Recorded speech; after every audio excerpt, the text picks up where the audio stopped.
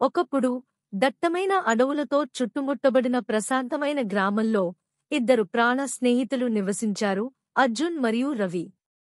వారు అడవిని అన్వేషించడం, చెట్లు ఎక్కడం మరియు దాచిన నిధుల గురించి కలలు కనడం చాలా ఇష్టం.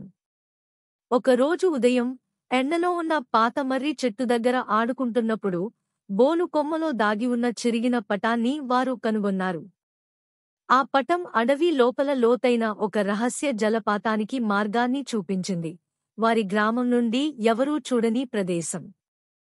ఉత్సాహంగా అర్జున్ మరియు రవి శాండ్విచ్లు, ఫ్లాష్ లైట్, తాడు మరియు నోట్బుక్తో ఒక చిన్న సంచిని ప్యాక్ చేసి వారి సాహసయాత్రకు బయలుదేరారు.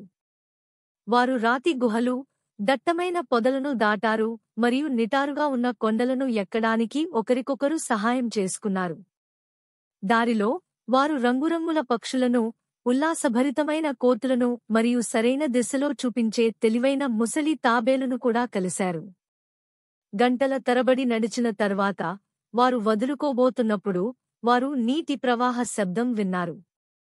దట్టమైన తీగల గుండా తోసుకుంటూ వెళ్ళినప్పుడు వారు దానిని కనుగొన్నారు, దాచిన జలపాతం.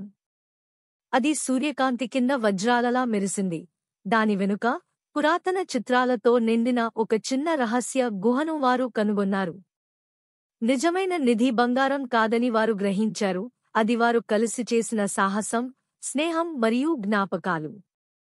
ఆ రోజు నుండి అర్జున్ మరియు రవి తమ గ్రామానికి అత్యంత ధైర్యవంతులైన అన్వేషకులుగా పేరు పొందారు.